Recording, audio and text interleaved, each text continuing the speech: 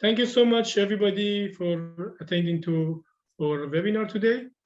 Today is 26th of June 2021, Saturday afternoon, and we are happy to have you here as attendees, keynote speaker, and your respected participant of our webinar today. This webinar is one of the webinar series weekly we have regarding to our conference in October 13, 14, 15, as Dr. Nadim mentioned, in person and online. And this conference is about the fifth wave tomorrow age theory, which is a theory regarding future concern. I will explain this theory in some minutes. Now I'm going to introduce Professor Dr. Asante, who is our keynote speaker today. Professor Dr. Asante received his PhD in electrical engineering from University of Naples. Actually, he is assistant professor of electrical engineering at International Telematic University Uniontono. I hope the pronunciation is right, where he also coordinates the didactic activities that the university organizes with the Helwan University, Egypt.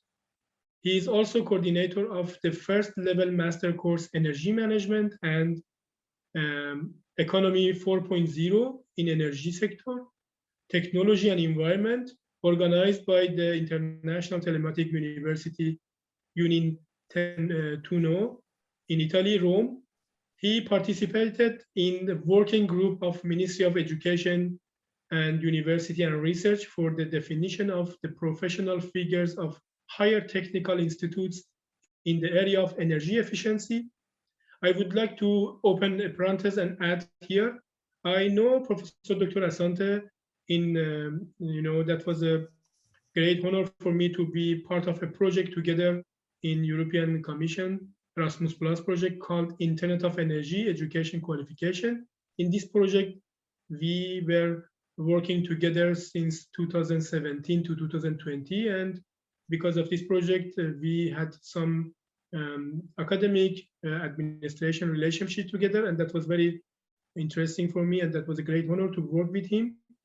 He has taken part of several national and international projects, both in management and in the research activities, developing research and academic research. He has been the project coordinator of Erasmus Plus, strategic partnership projects, IN Cloud, and IoT for small medium-sized enterprises, responsible for quality assurance of the Italo-Chinese satellite mission and of MAX, where he is responsible for activities related to energy efficiency and technological innovation. As I said, we already worked together in Internet of Things in energy sector called IoT with the focus of education qualification. His main research activities concerning electromagnetic modeling applied to atmospheric discharge, transmission lines, and particle accelerators. He also deals with the Internet of Things, energy efficiency, green IT, engineering teaching, and he is author of more than 70 publications and 3 chapters in books. Also, I have, this opportunity to do some publication together with Professor Asante since 2017. He has been chairman of special sessions on the Internet of Things education at the Education Conference 2018 and 2019. Thank you so much, Professor Dr. Asante, to be our co-speaker today. And I would like to ask Dr. Maria Nadim from London Institute of Steel Development to start the introduction. Then I can start to introduce the fifth wave theory and technological aspect of this theory. Thank you very much. Really appreciate your presence, Professor Doost. And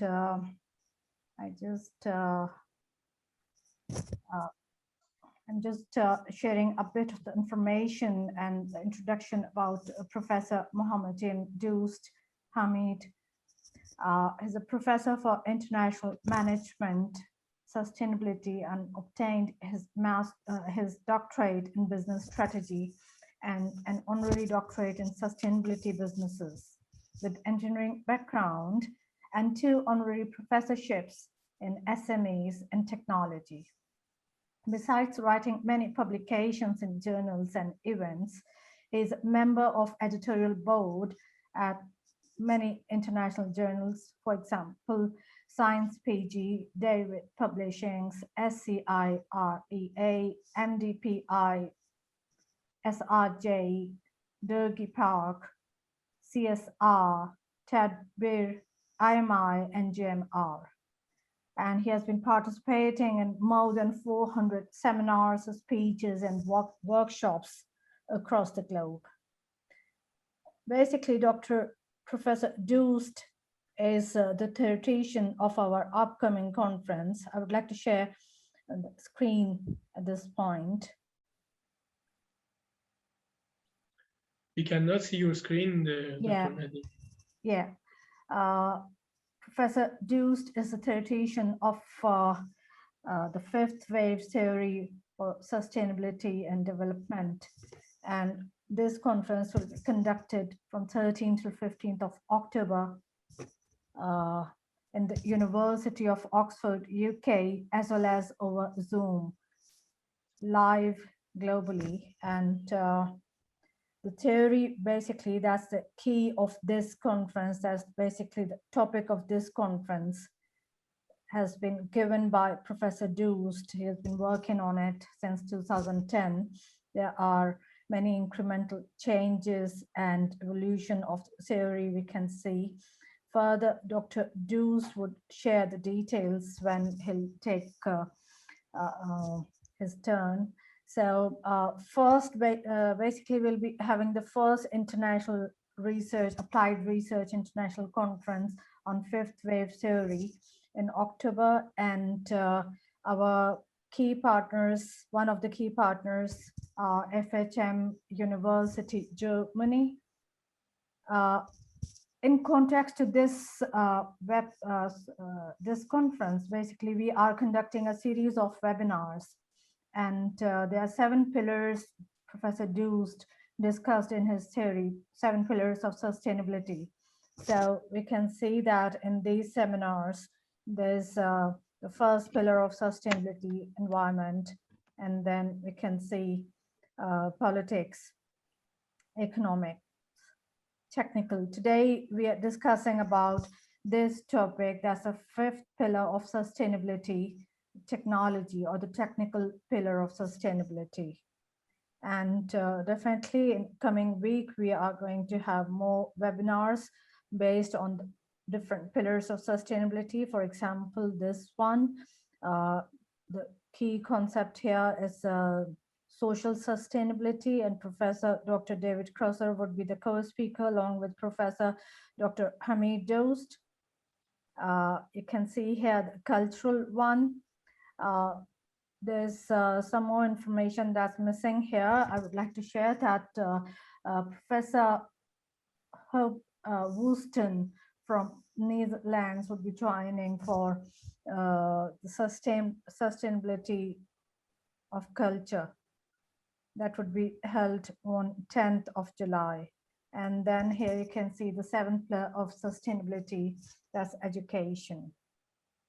There are much more to share about the conference. Definitely will pass on the information to all of our research fraternity, those who are in contact, those who are connected with Dr. Doost, and so on. A number of research, international research journals, highly recognized and indexed in ISI, are also participating, are also working with us as the partner in this conference to organize and to maintain and to develop all the details of the programs what we are having.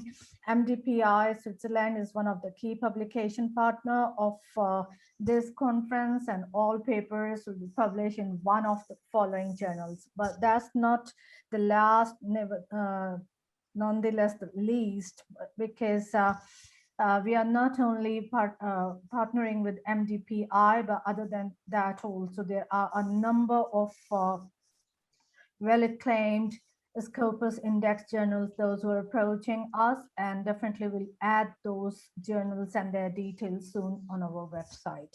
Thank you very much.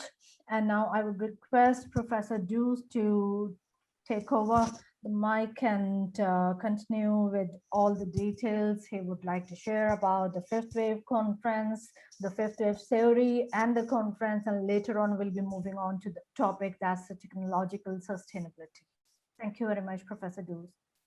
Thank you so much for your introduction. That would be good if you close stop the sharing screen. I can share my screen and start. Yes, please. Okay. Good afternoon or good day, everybody, because I think in India is good evening now or night time. And now I'm going to share my screen. I think you can see my screen now. Yeah. Okay. Today I'm going to talk about the 5 pillars of sustainability, technology, and blue-green innovative digital sustainability through the 5th wave theory. Actually, Professor Dr. Asante also would talk about technological sustainability and related technologies through the 5th wave theory. London Institute of Skill Development, German FHM University, and Applied Research International Conference, ARICOM from London. They are co-organizers of this conference that Dr. Nadim mentioned in October 13, 14, 15 in London. And this conference is about the 5th wave tomorrow age theory and also related topics, concept, models, and theories. And in this conference, we are focusing on different aspects of this theory and sustainability for the future. Regarding to this conference, we have weekly webinars every week. For example, on June 5th, we had a topic focused on politics with Professor Diche, legal advisor of German Parliament. We will have in 3rd of July with Professor Dr. Stefan Lofal, who is professor at Copenhagen Business School, IT University of Copenhagen, and his expertise is environmental sustainability. As Dr. Nadim mentioned, we had in 10th of July, we have cultural aspect of sustainability with Mr. Huub Worsten, associate partner of Hoestede Insight Group in Netherlands, which is the most well-known institution regarding to cultural sustainability and cultural aspects. And today we are happy and it's a great honor for us to have Professor Dr. Asante from Rome, Italy as co-speaker regarding technological sustainability. Here I'm going to talk about technological, blue-green, innovative, and digital sustainability through the 5th wave theory. In this research, we did some analyzing of some questionnaires, data, interviews regarding to these sustainability indicators. Sustainability with the focus on technology, 7 pillars of sustainability infrastructure and development, data and information with the focus on 7 Ps conditions, information security and consequences of influencing imagination, cognition, social capital, HR competencies and technologies related to economy.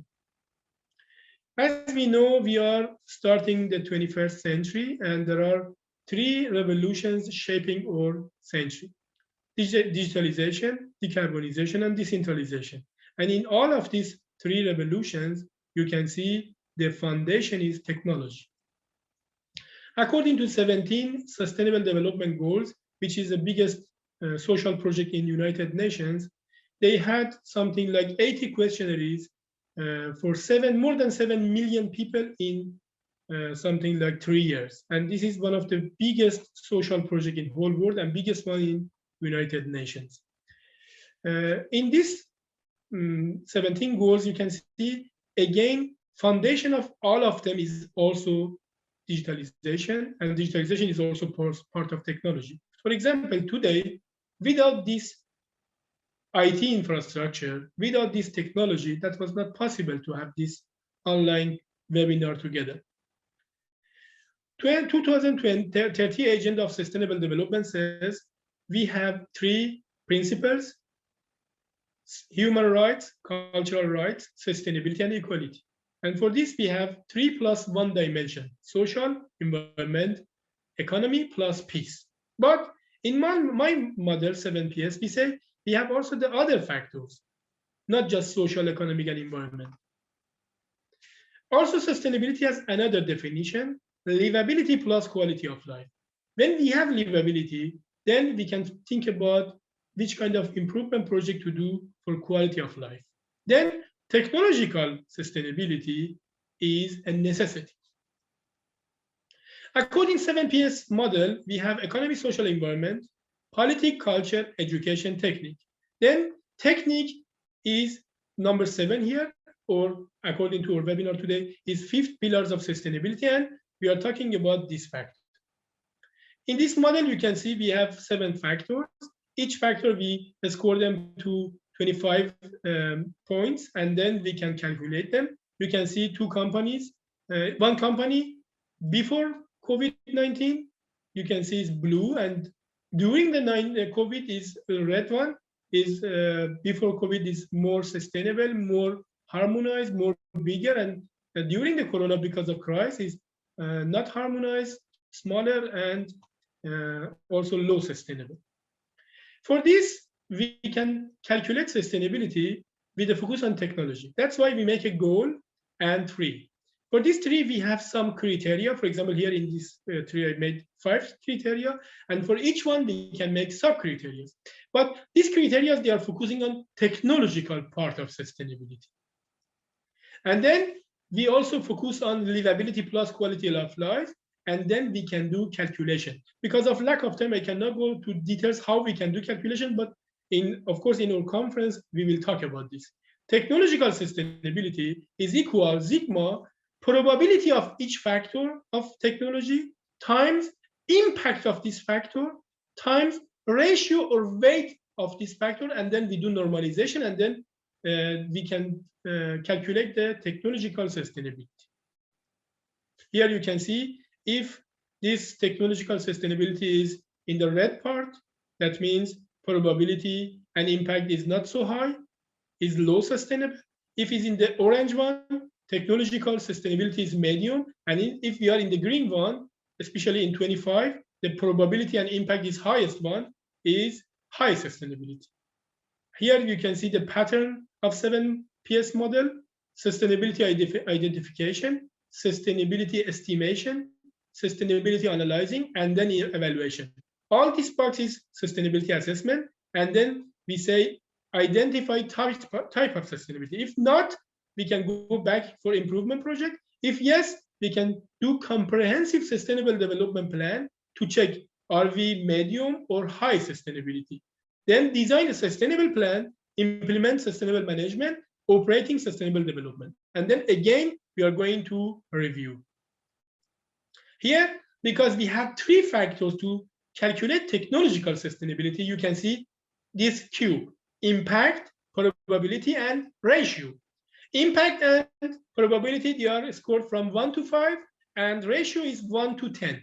According to my model, I can make a cube, and then your company, your business, your startup, your situation, your society can come to this cube, and then we can calculate this sustainability regarding to technological aspect, and then find which is our position in this cube.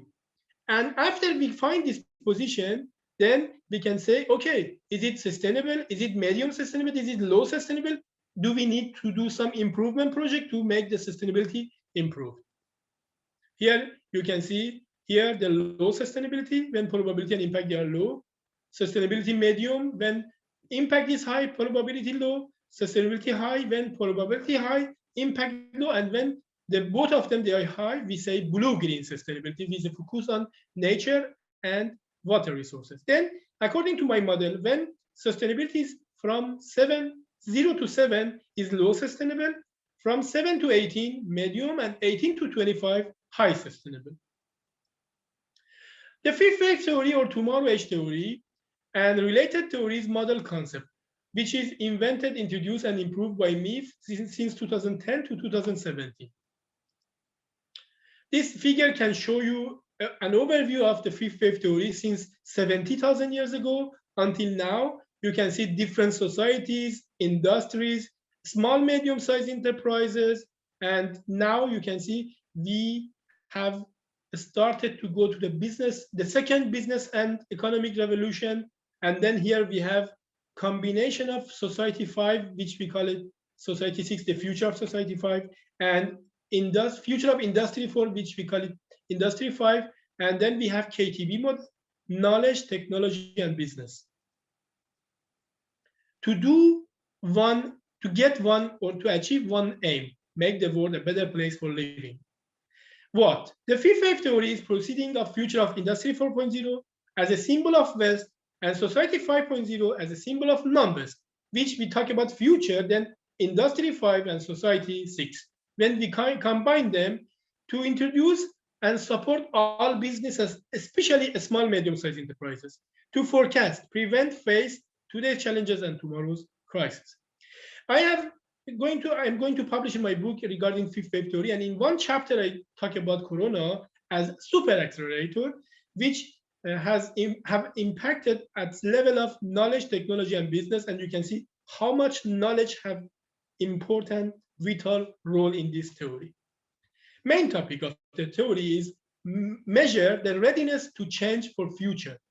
For tomorrow, we are just entering to tomorrow from 2020 to 2030, which in my theory, I call it edge of tomorrow. What to do combination of future of Industry 4 as a Western concept because it's introduced by German government, and Society 5 as a non-Western concept is evaluated by Japan government. In the 8th World Sustainability Forum in September 2020 in Basel, Switzerland, I had 3 articles. And in one article, I made one model regarding to sustainability and technology, especially transportation. I'm going to explain this model because it's related to our topic today. According to West and non-West topic, in West, we have Scandinavian countries and Germany, and in non-West, we have South Korea and Japan. In non-West, we can see South Korea is ubiquitous technology, second innovative economy in the world after Germany. Automotive and car technology is so high, infrastructure is so good. For example, internet is one of the best in the world. Society 5, automotive, like Toyota, Nissan, Suzuki, they are all from Japan, and infrastructure technology. They are symbol of non-West. For symbol of West, we have Scandinavian countries, sustainable mobility is so good. Wastewater management, so good technology they have. Renewable energy, so good. In the top 10 innovative economy of the world countries. Bicycle technology, so good. Education technology, so good. Professor Asante, of course, will mention about this energy and education in his presentation. And Germany, symbol of Industry 4, automotive and car companies, so good. SME management, leader of the world. Vocational training, so strong. And the most innovative economy of the world. And you can see all of these countries from non-West and West, with the focus on innovative economy, they have foundation of technologies. Why? The aim is to provide society blue-green sustainable as a new concept I made in 2017 to achieve innovative digital readiness for recovery the CSR strategies. CSR 1, corporate social responsibility, and CSR 2, corporate sustainability responsibility. How? By using innovative infrastructure, open innovation, implementation, development, and application of future of Industry 4, which we call it fifth technologies that influence, change, and improve education and training as well or life. The fifth wave theory is based off some other theories and models like a sustainability plus theory and 7 pillars of sustainability. Actually, I sustainability plus theory is exactly regarding our topic today because I is innovation, sustainability is sustainability, and plus is future of smart high technologies. This I-Sustainability Plus technology has based on trinity of open innovation, sustainability, and future of Ford Smart High technologies. 7PS model I already explained for you. Expected impact of fifth wave theories: health care system reinforced, I call it welfare 5.0, new opportunities for affected citizens to be employed, citizens-based basic service enhanced, as I called urban 6.0 or utopia, and new opportunities for small medium-sized enterprises to achieve technological sustainability to make the world economy more sustainable and more stable. Expected result is to create communities, societies, cities, businesses more stable and capable of tackling future concerns. Conclusion: in the fifth wave theory, I say hybrid education, hybrid small medium-sized enterprises, hybrid energy sectors, and all of the business, they are focusing on tomorrow's business with a hybrid situation, which priorities environmental responsibility, social cohesion, and economic efficiency. Conclusion of this model: small medium-sized enterprises 5 or hybrid small medium-sized enterprise have and are environmental responsible, social cohesion, economic efficiency, they are digital and smart. Large SMEs, they have more chance, innovative, CSR 1 and 2, industry-related services, SME culture, digital culture, sustainable, blue-green, clean economy, which is based on a technology, future planning, HR competencies, and succession planning.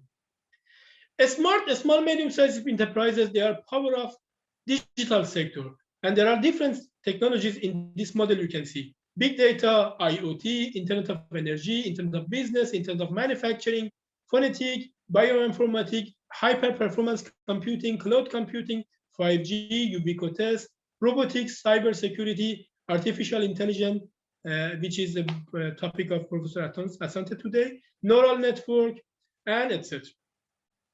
Then IoT in business sector, we call it Internet of Business, which says business economy is transferring to innovative data and blue-green sustainable digital business economy. Then the traditional business economy today has digital and data. That means technology is part of our business today, which is, I already explained for you, the KTB model: knowledge, technology, and business.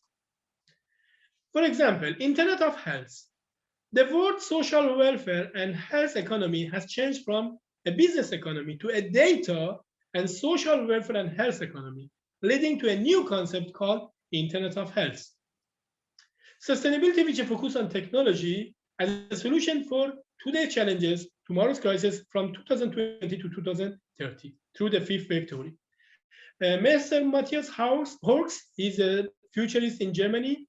In his institution, which is about future research, they published a book called, in German language, Die Zukunft nach Corona, or The World After Corona, which has been widely reported in German media. In his book, he says, Corona era will not end. We never go back to normal because we are in one of the historical period called deep crisis. This period can change, of course, at the future. We are now in this position. According to my research, now I'm going, before I talk about my research, I'm going to talk about the forecasting of Mr. Zitsche, the CEO of Benz, Mercedes-Benz company in 2017. He said the main competitors of Mercedes-Benz in the future are not car companies. They are technology-based companies like Uber, like Airbnb, because they are focusing on IoT business. Uber is the biggest car renting company of the world without having any car. Airbnb is biggest house renting company of the world without having a house. They are innovative, they are IoT based. He says, in the future, we are going to reduce 80% of transportation.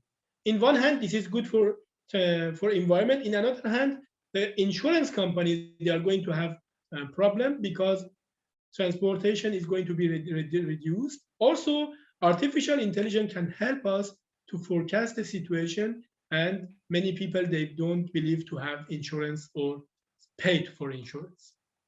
This is the photo of Mr. Ziche, the CEO of Daimler-Benz. According to my research, also, I already said, the world will change, behavior will change, humanity will change. But one point I made it green is the authority and power of most technology companies. This is really important, but in one hand, it's dangerous because we don't have any privacy, because when 80% of companies, they transfer on IoT, then no privacy. Secondly, because we are still staying at home and working at home office, we eating maybe sometimes more than before because of some stress, then we are going to be fat. Here, I'm going to show you the forecasting the edge of tomorrow in the fifth wave theory, the risk of contagion COVID-19. The next wave is biological attack, risk caused by economic shift, risk or crisis caused by recession. Maybe at the end of 2021, 2022, we are going to have a big inflation in whole world, big economic problem. Next one is high greenhouse gas emission and climate pollution. Next one is crisis by climate change. This one is technology. Technology is going to happen maybe after 2023, 2024, 2025, and this is really dangerous. We already had some movies, some stories, some science fiction movies like Terminator, like Jurassic Park, and etc. And they try to show us if we cannot control the technologies, they can dominate us, and that's very dangerous. I would like to kindly ask you to stop or make off microphone off because there are some noise and I cannot concentrate. And the last one is the really dangerous one to make, to end the world is biodiversity collapse. And here also technology has a very vital role. This is the chains of crises and challenges. We need to be careful. We need to, split them. Don't let them to merge. And technology risk and technology problem is one of them.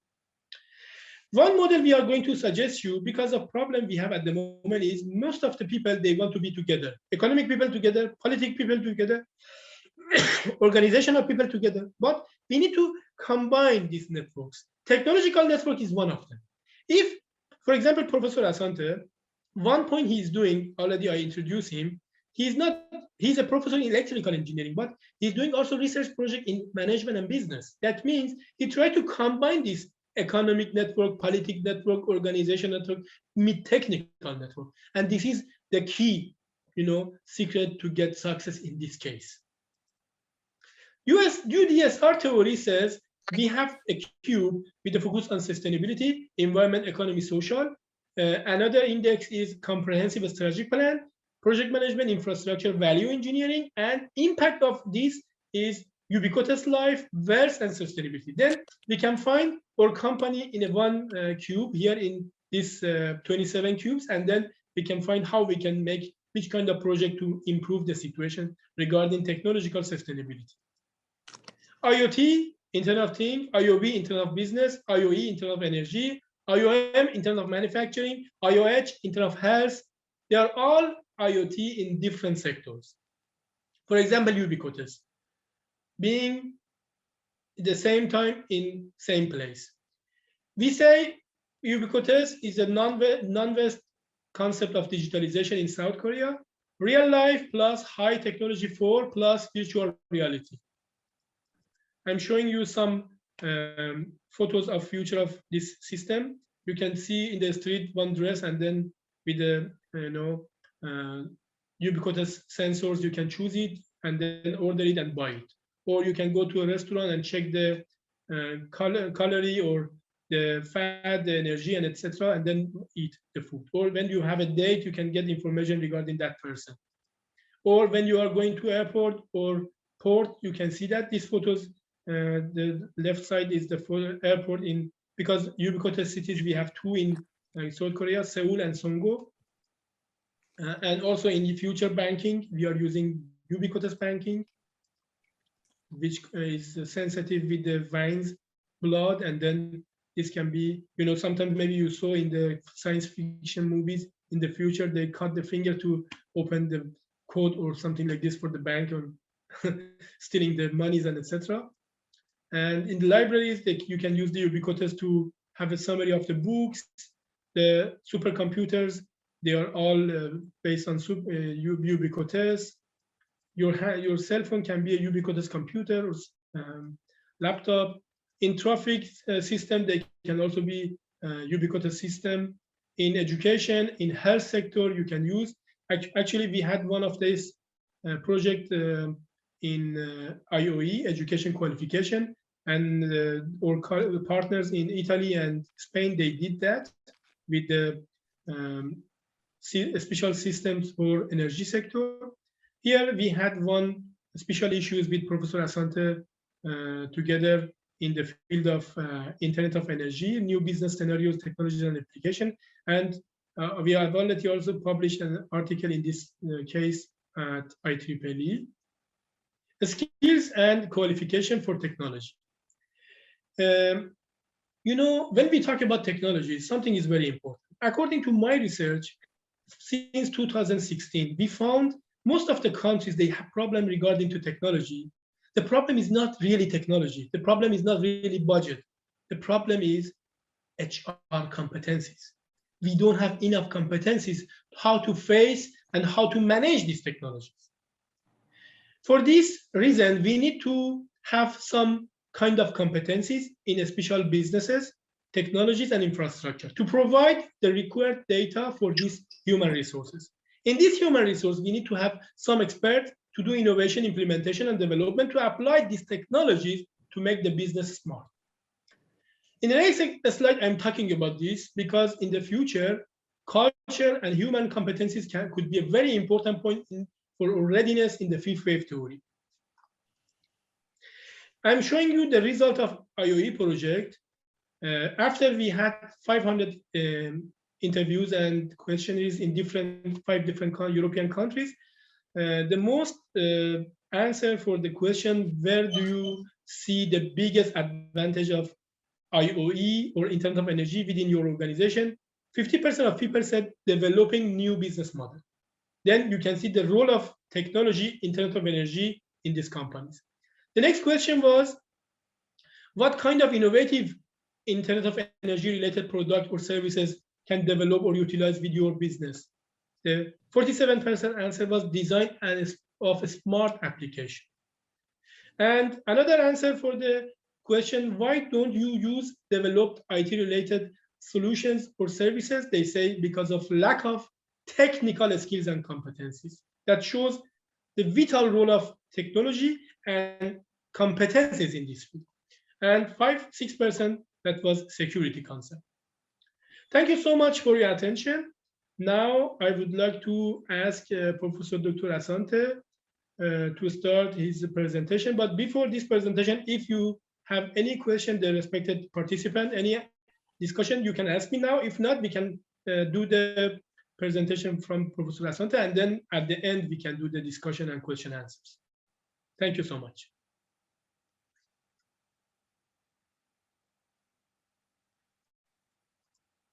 Thank you very much. Yes, any questions, please?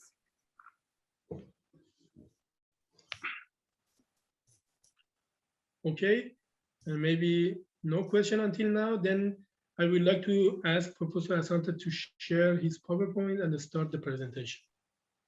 I tried to introduce the fifth wave theory and the related topic to technological aspect shortly, and then now we will see the presentation of Professor Asante with the focus on technological aspect. Please, Dr. Asante. Hello, Professor Dost. Just a second, I show you my presentation.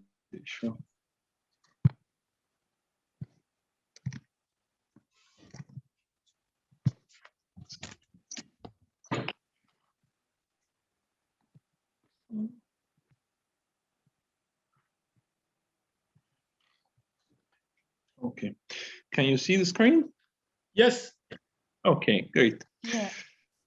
So thanks a lot for the invitation. I've been invited to discuss about the fifth pillar of sustainability in model of Professor Dost, that is technology.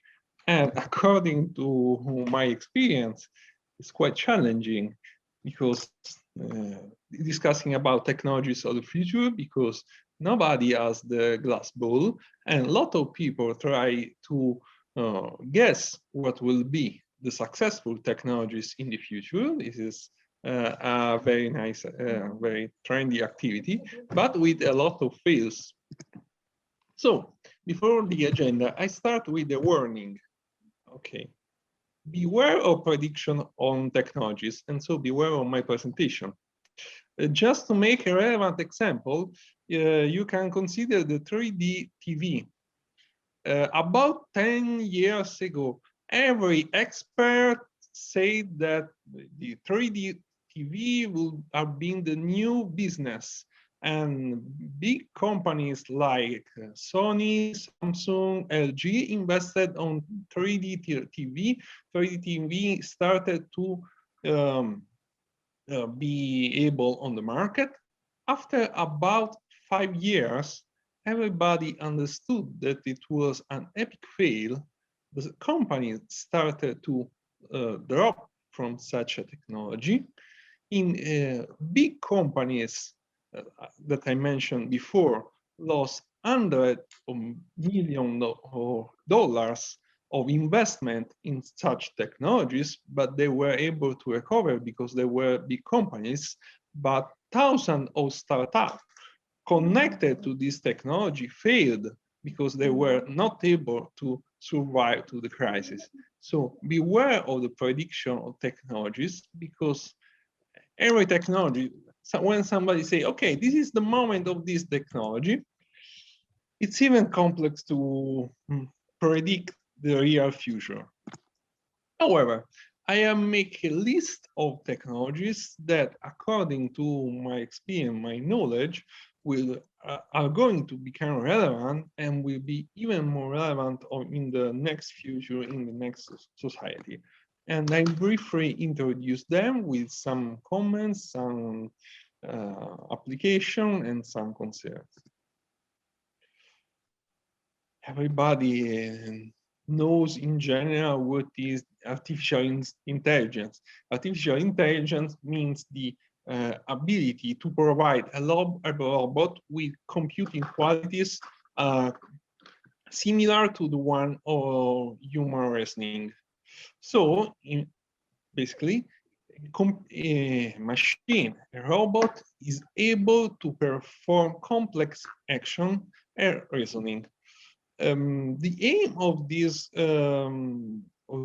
technology is to simplify, of course, the human life, allowing computer to make to solve complex problems.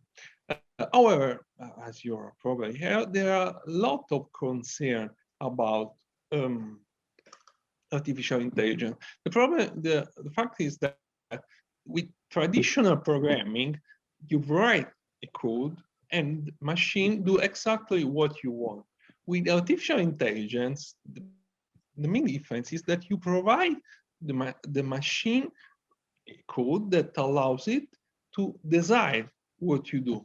So you cannot, in principle, you cannot predict, you should be able, but not always you are able to predict what machine will do. And there are a lot of ethical implications, a lot of concerns. Here, for example, there is a quotation from Elon Musk saying, artificial intelligence is far more dangerous than nukes.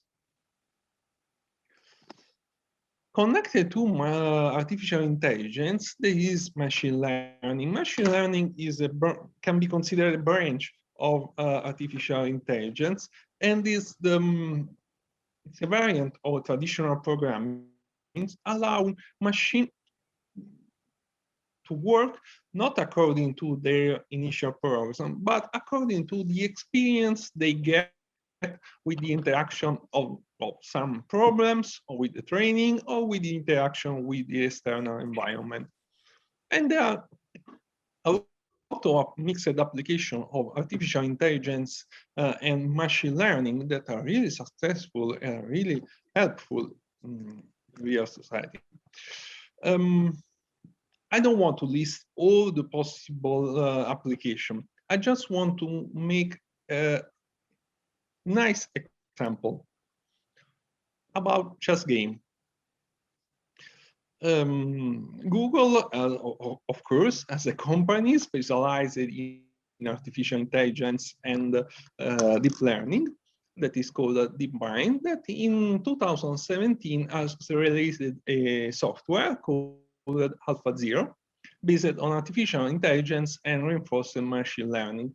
The goal of this software was just to be trained to solve some games and play with other similar software, because from years the top competition are not between humans or between humans and machine, because for sure the machine is better than human. So the competition are between machine and machine.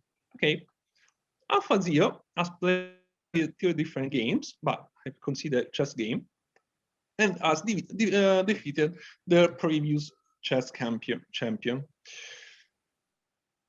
Just some, well, we will not want to explain how he did, but there are some interesting aspects. The first interesting aspect is that AlphaZero was the first machine that started to use artificial intelligence and machine learning to be trained. All the previous algorithms were based on something like success and failure, so continuous testing. AlphaZero, in order to be successful, had the training of just 9 hours. So, but in 9 hours, he played about 700,000 games, more than every human can do in all his life. This means that he played more than 21 games per second. So during this training, he was able to play almost every kind of game in every kind of situation, and he learned all the possible scenarios. In this way, he was prepared to face other machines. Now, this is just about chess game, but consider the same in medicine. When you meet a doctor, the difference between a young doctor and an expert is that an expert doctor has a lot of expertise. So he has previously seen a lot of similar cases, and so he has expertise and is able to make a good diagnostics. While the young doctor has not this expertise. But consider a similar machine based on artificial intelligence and reinforced machine learning that in one day can study 1 million clinical studies. In one day, it could be trained to be more expert on every human doctor. In this case, would you be supported by the human doctor or by the artificial intelligence doctor? Who is the most expert? This is a question. This is an open question. If I put now the question, probably everybody would say human doctor. But if we move 1 century back, when Henry Ford started the mass production of cars, asking everybody, would you drive a car or would you ride a horse? Everybody would have replied, I would like to ride a horse.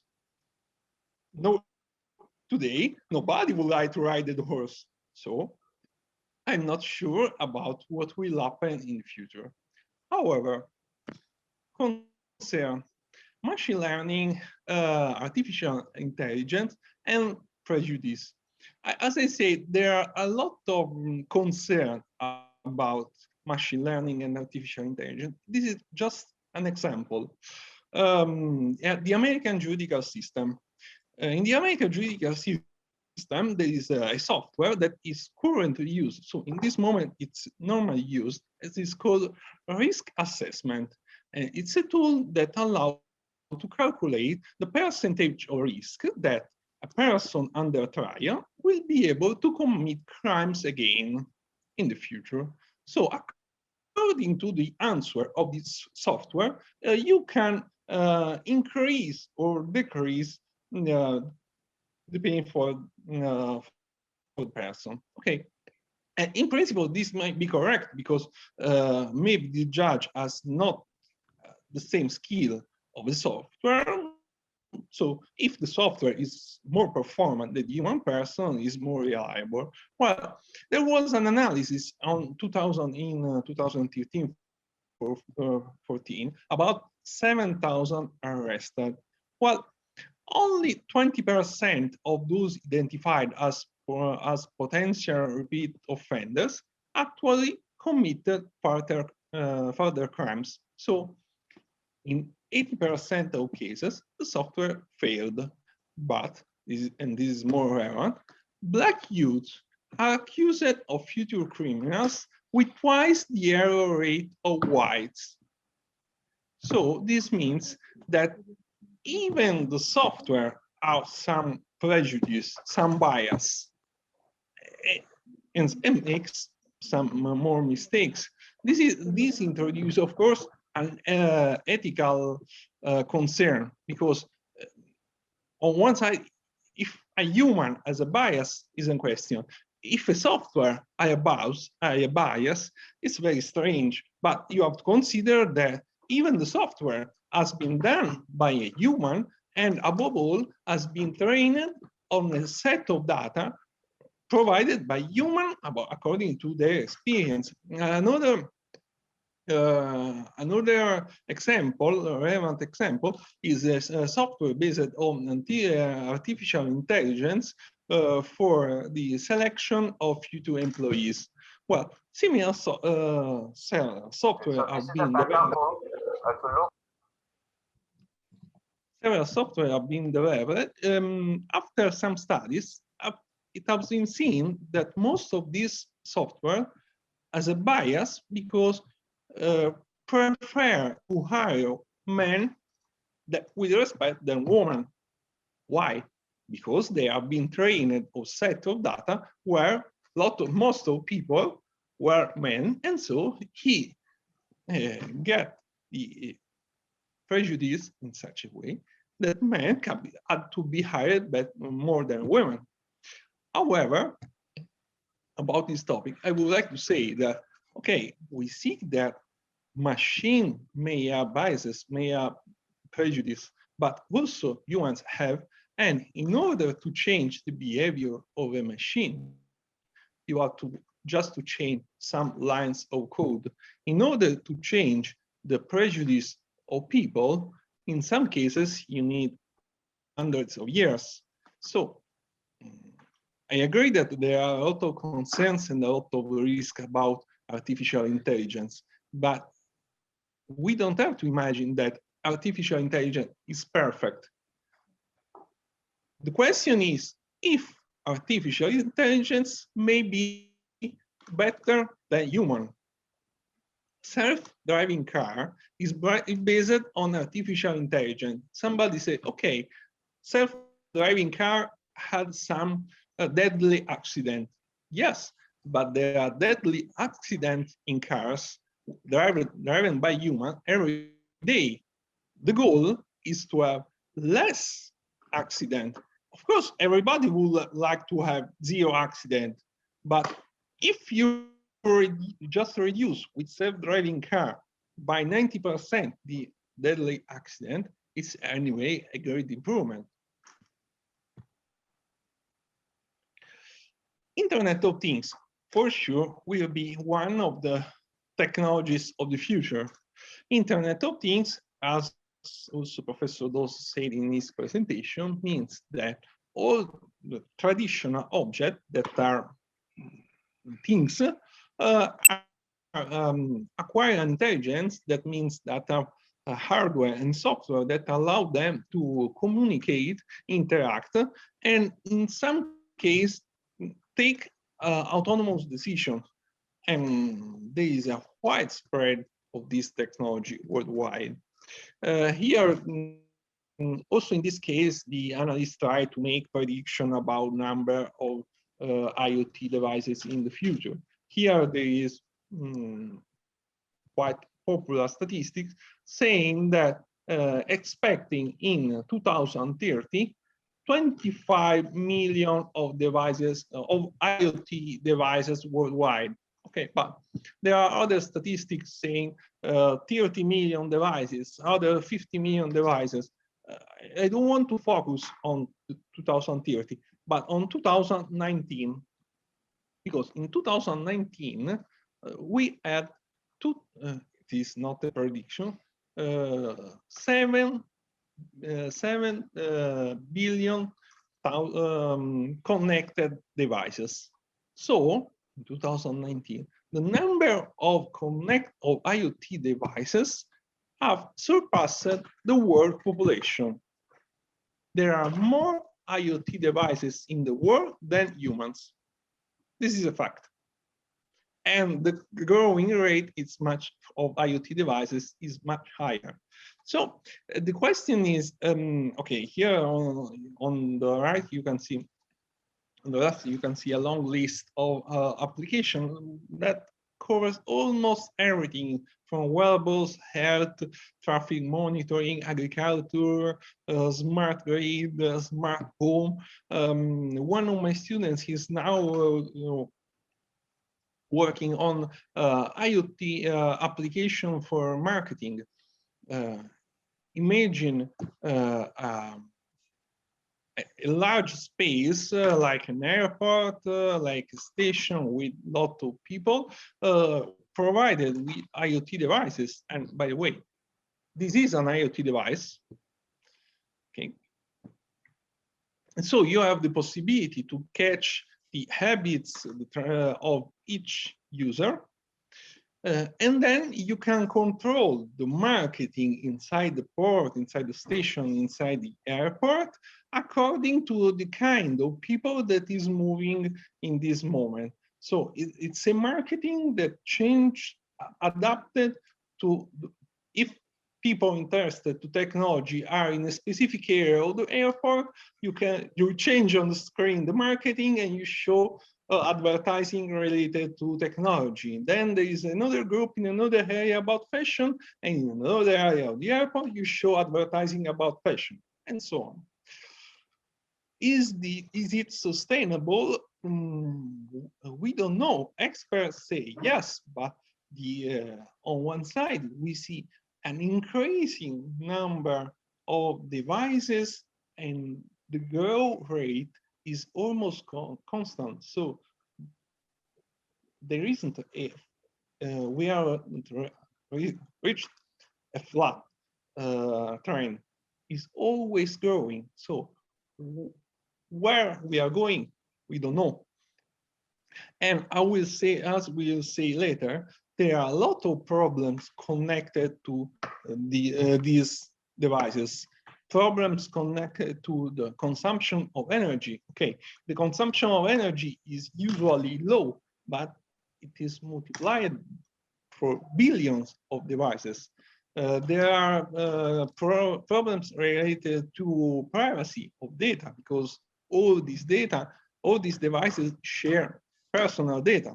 There is a problem related to cybersecurity. There is a problem connected to production and storage of data, of course. We'll see. And we go to another technology that is strictly connected to IoT, that is big data. Data analysis, in general, is the ability to extract information from data. Of course, as many data as you have, has more capability to extract information you have. In the era of IoT, there are huge amount of data produced from any kind of devices. All this data can be combined to get new kind of information. This is the big data. However, it's incredible the amount of data that is created every day. Here on the left, you can see an analysis of the situation in 2019 with the list of data created per minute. So what is created in 60 seconds? We have 18 million of messages on WhatsApp in 60 seconds. 3.8 million searched on Google in 60 seconds. And something like that.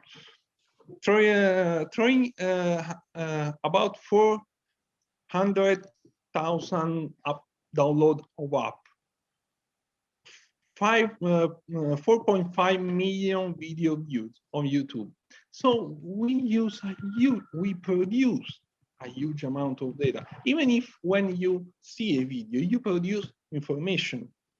The click is data that is stored.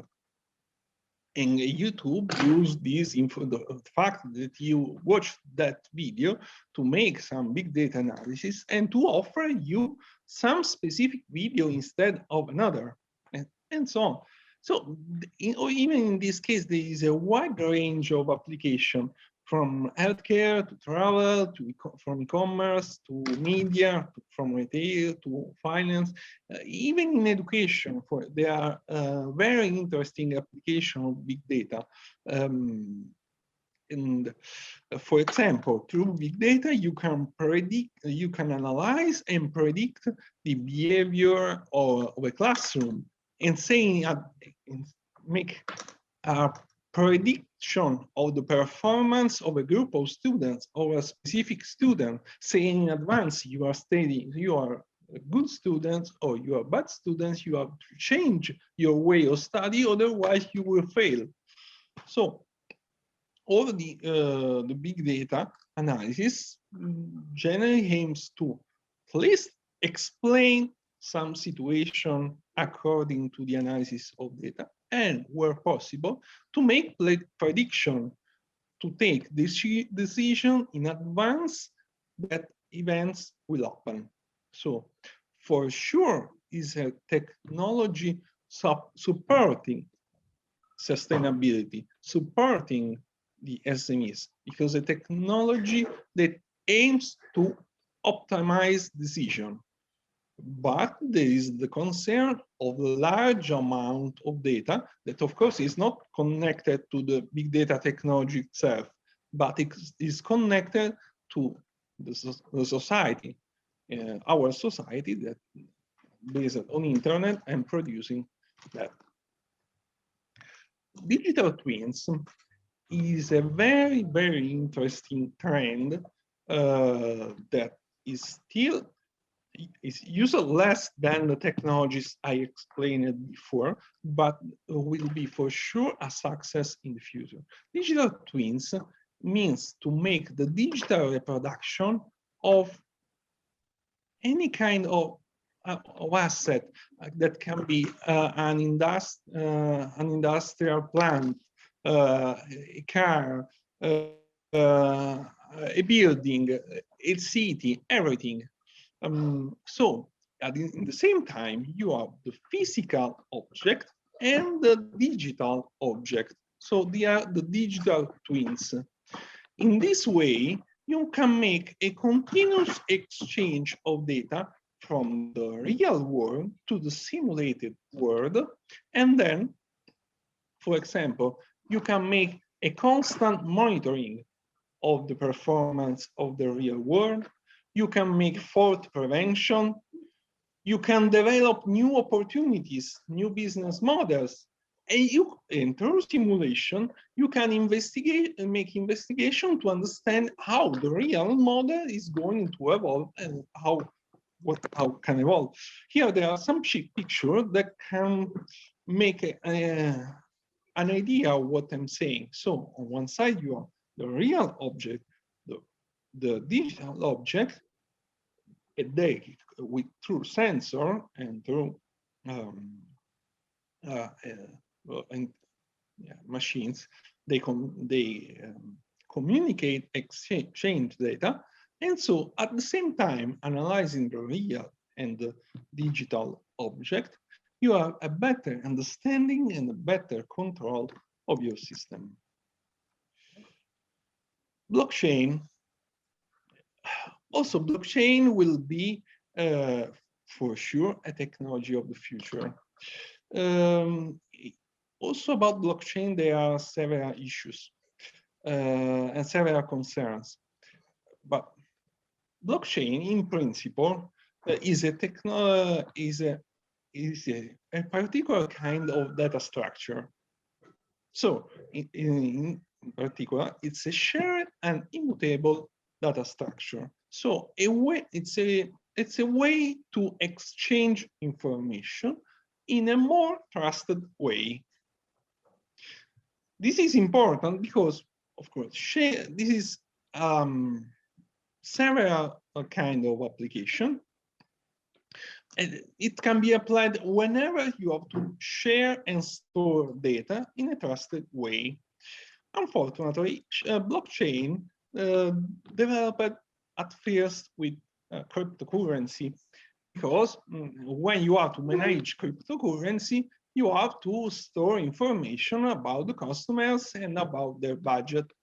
So usually blockchain is normally referred to Bitcoin. And since there are so many concerns related to Bitcoin, usually these concerns are transferred also to blockchain. But this is not true. If we can see a lot of different applications of blockchain that will increase even more.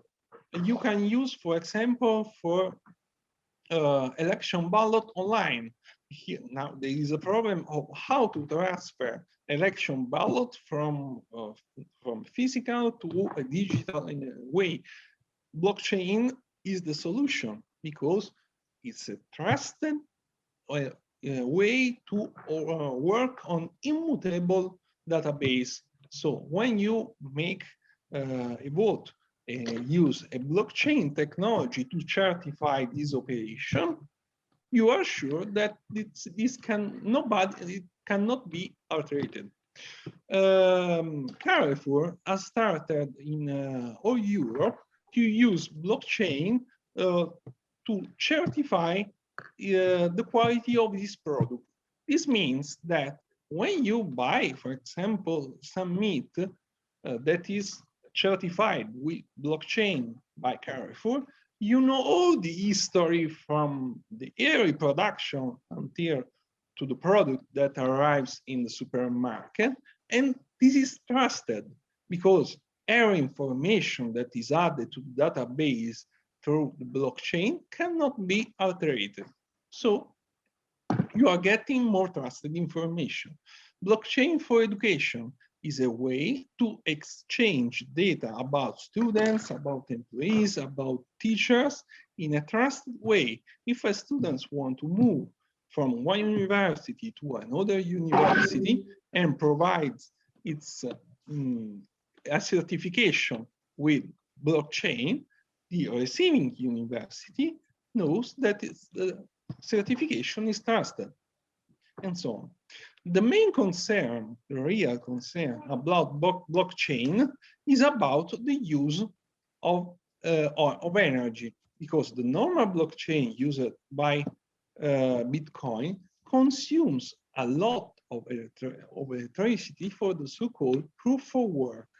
So the main challenge for blockchain in terms of sustainability is to find an environmentally compatible solution. So a solution that can assure the working of the blockchain and its trusted performance without relevant use of energy. Then I have two technologies where there are some, I was not sure if to include them or not. The first one is 3D printing.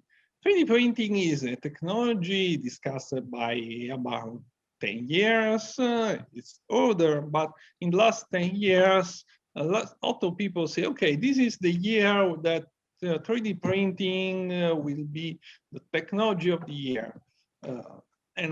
But this not happen. So if you see, if you study all the literature, some people consider that 3D printing as an epic fail. Others consider it as a technology of the future.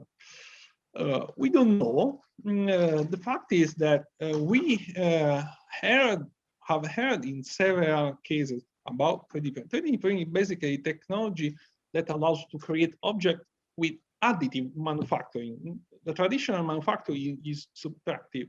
In the subtractive manufacturing, you take some object that may be wood, stone, plastic, you cut it, and you get the object. Instead, with additive manufacturing, you start from nothing and you add the material, only the materials that are required. So you use less material than in traditional manufacturing, you have less wastes, and starting from digital models, you have a high level of customization.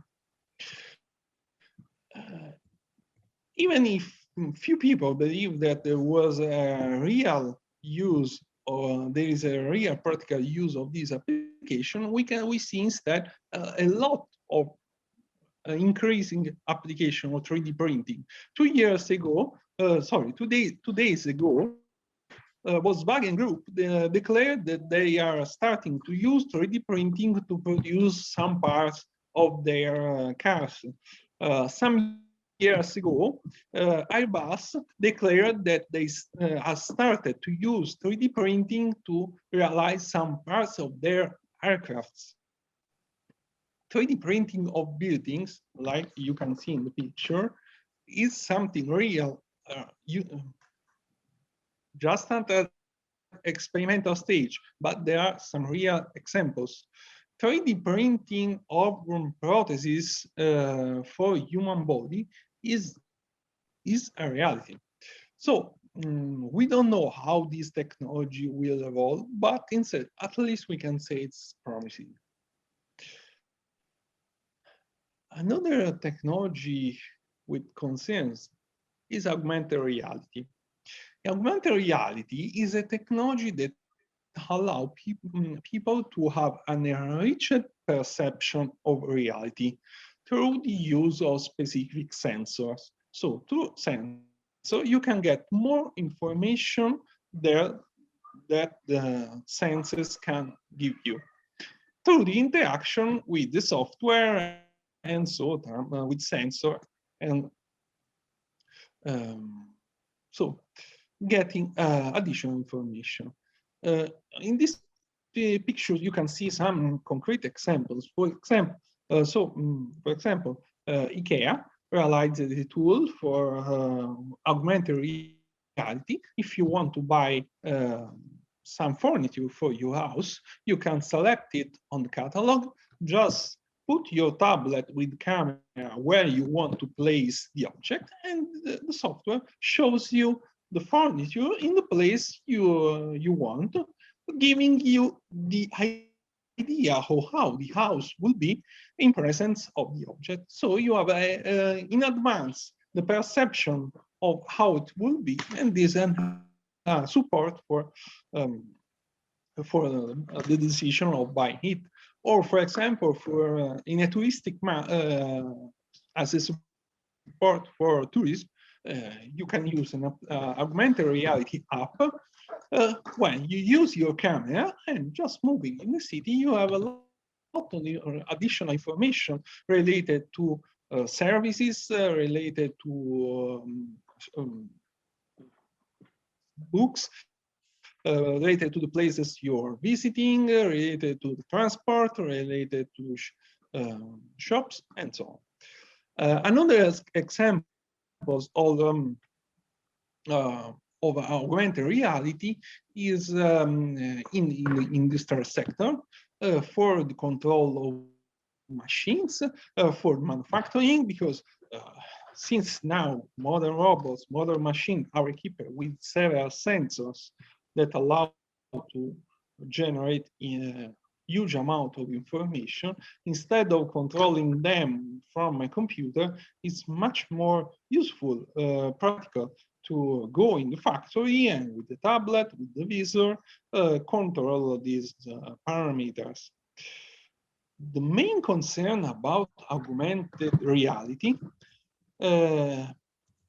is basically the problem of the visor that has never been solved, and it is the real reason why these technologies are not successful yet, because the glasses are not practical, using the tablet is not practical again. So this will be very interesting technology, but the problem of the visor is still unsolved, and it is unsolved in the last 10 years. So it's in a long period, and even during the COVID pandemic, that should have supported the diffusion of this technology, because people would have used virtual experiences instead of real experiences. Anyway, there wasn't a concrete solution for the visor problem. The last technology I would like to address basically is not a technology, but is an issue that is connected to all the others, and that cannot be ignored if we want to discuss about sustainability.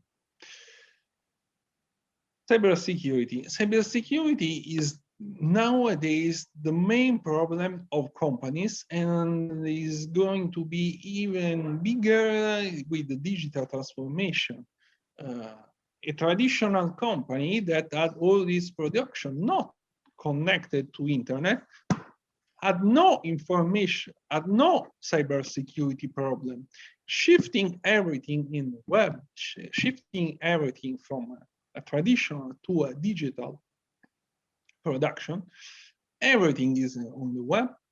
Data can be stolen, cyber attack can block system. So there are a lot of new concerns. Here there are some numbers about cybersecurity. As you can imagine, during the COVID, since traditional physical attacks decreased due to the pandemic, so due to the lockdown, instead, online attacks increased. So malware attacks increased by over 300%, ransomware attack increased by more than 400%.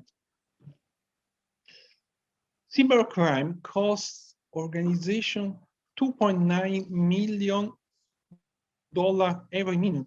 $2.9 million, not per year or per day, per minute. And major business lose $25 per minute as a result of data breaches. And this is very interesting, more than 4/5 of data breaches in 2020 when financially motivated. So this is a huge concern for companies, and the real problem is that companies don't have the skill to face this problem, because manager, technician, engineer 10 years ago didn't have to face cybersecurity concern, and so they are not trained. Most of the problem concerned to cybersecurity is that people are not used to manage software, hardware, data in a secure way. I want to conclude with just some two considerations. We are talking about several digital technologies that probably will increase in the future, but consider that you also consider that internet is not a green technology. Everybody can think that traditional factory is a factory producing greenhouses emission. Instead, we see internet as just a computer, as just a mobile device. So it does not produce greenhouse emission because we don't see them. So, but instead, internet is not a green technology. Nowadays, internet is responsible for 3.7% of global greenhouse emission, and these are predicted to double in 2015. Okay. If you send a normal email, due to the electricity needed for the server, you produce about 4 grams of carbon dioxide per email. If there is an attachment, you produce about 50 grams of carbon dioxide per email. It's estimated that a businessman, just for sending, receiving, and filtering email, produce about 100 kilograms of carbon dioxide just for the exchange of email. When you use internet to browse the page, you produce, just for the search engines, for the server, about 2 grams of carbon dioxide per page view. If we go back to the slide of the big data, where the Internet of Things, where there was the amount of data produced per minute, and you multiply these grams of carbon dioxide that can see very small for the amount of produced data, you have a huge amount of production of greenhouse emission. Actually, the production of greenhouse emission is equal to the production due to internet, is equal to the aircraft industry. And it will increase faster than the greenhouse industry. So there is a trend that is called green IT, that is aiming at finding solution for making internet greener, consuming less energy. The second, and I conclude, is a consideration for the future. Go digital without you losing humanity. Although the clear benefit of the digital transformation, although machine can provide more services and more efficient and fast services, never forget the importance of the human factor, because this is essential to control the evolution of the use of this machinery and to take also into account ethical aspects. Thanks for your attention. Thank you so much, Professor Asante, for a very interesting presentation.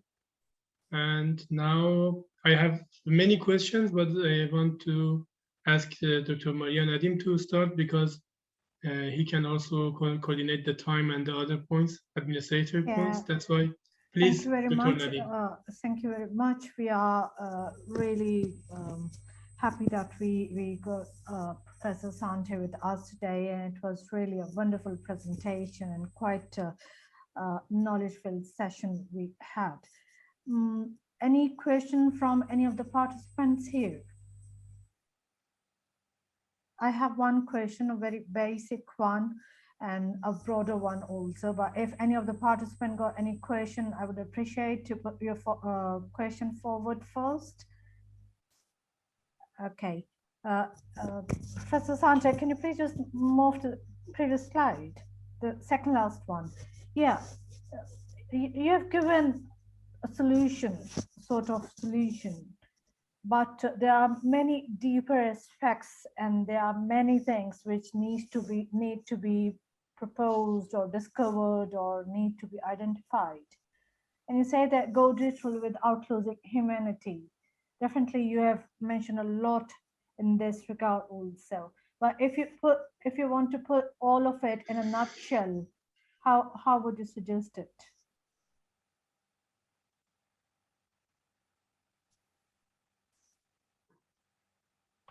We can't hear you. The microphone, I think, is off. Okay, Yeah. sorry. So if you understand the question is how to get into consideration the human factor, basically. it's very hard. That's a very, just need to elaborate my question a bit more. That's a very vast topic. But if we want to just put it in a smaller box, okay, like what to suggest and how to say that a simple or one sentence elaboration of the solution. Yeah, okay, it's very hard to reply. There are some examples. If we talk about artificial intelligence, that is the technology that has the highest number of concerns in this framework.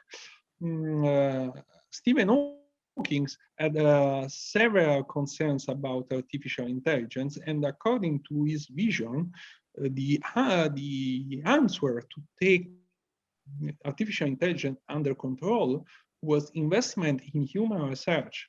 So the research had to run faster than development of artificial intelligence, so to have the skills to have to be able to get to take it under control. So for sure, investment in research. Another answer is investment in human skills. There are some early documents of European Union on the Industry 5.0 model. And to summarize, Industry 5.0 model means Industry 4.0 plus people. Industry 4.0 plus people means to not to just invest in new machinery, not just invest in the digitization of processes, but also to invest in soft skills for the human capital. So they believe that soft skills will be much more important in the management of next companies. And so this can be another point to take into account the human factor. Thank you very much. That's a very, very comprehensive response. And I would say that you just put the whole thing in a nutshell. So thank you very much. Yes, Professor Doost. Thank you so much, Professor Asante, for your very interesting presentation. I would like to ask you a question regarding to, my presentation. That would be good if I can share my screen with you.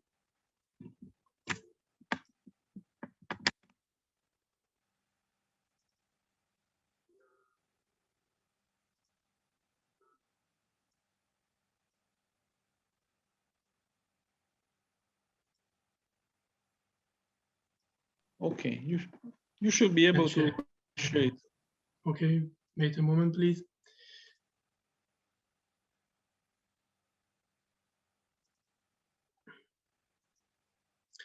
According to your presentation, you discuss about future of technologies and are they bad or good, which kind of advantages, disadvantages they have, and how we can, face with the future concern. Now I'm going to share my screen with you to ask a question. Here, I don't know, is it possible to visible my screen now or not? It's going to be visible. Yeah, yes? Yeah, oh, yeah, okay. Okay. Professor Asante, if you remember in the fifth wave theory, we discussed about the edge of tomorrow from 2020 to 2030. And according to your presentation, we could see how technology can influence on the other 6 factors or 6 pillars of sustainability based on 7Ps. For example, in your conclusion, you talk about internet, how internet can make CO2 emission, how internet can make some challenges regarding to climate change. According to this slide, you can see today we are busy with the governmental risk called COVID-19 and biological attack. And then next one is economic problem, next one greenhouse, and then technologies after 2025, and then biodiversity collapse.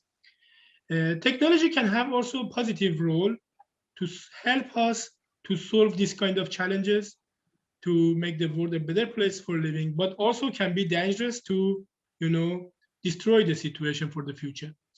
Regarding to your presentation, how you can explain for us this, these 7 factors can influence on each other regarding sustainability and future concern, but how technology can be positive or negative in this impact on the other factors and in this figure.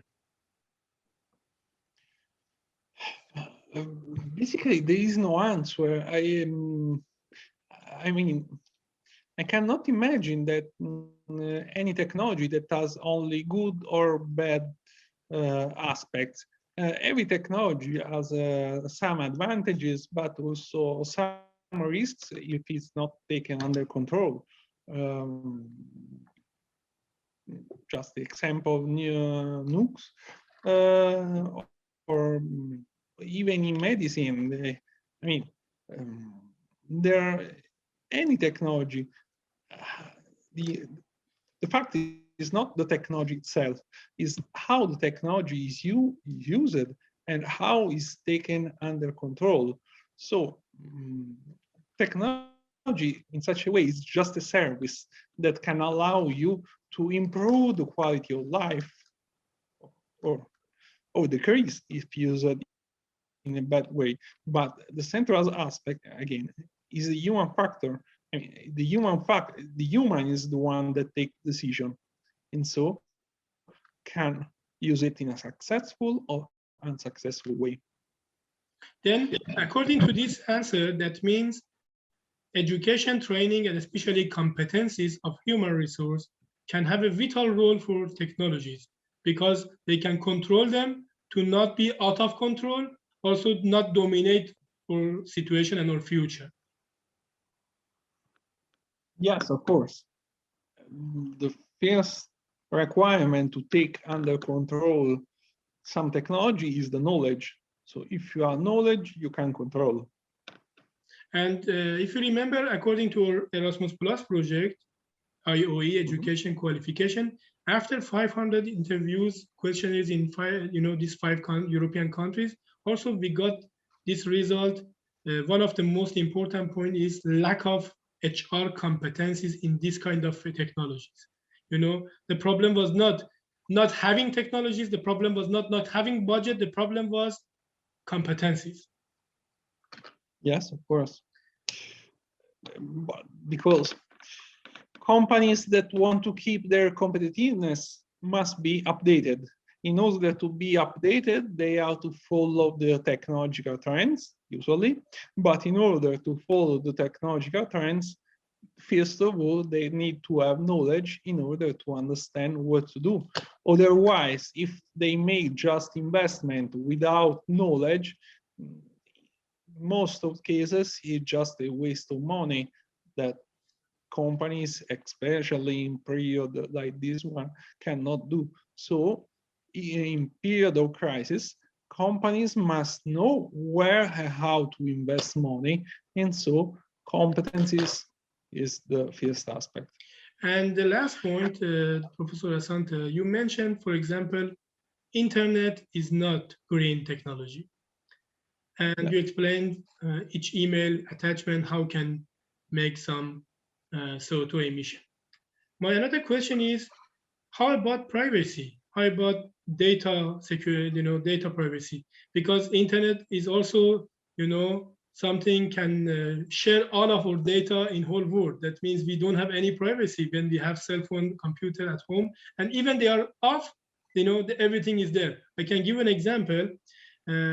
Something like February, I was talking to my friends regarding to insulin, blood sugar, and etc. And then 2 days after, I got some advertisement email, some advertisement YouTube videos regarding to insulin and blood sugar. That was very interesting because I just talked to some people and then I got this advertisement that shows no data privacy. And also something else I would like to tell you is, we say when we have some technological products or services free of charge, that means they are not product or services. We are product for these technologies. That's why I think one main point for technologies, even bad, good, positive, negative, is we need to be careful not become product for the technologies.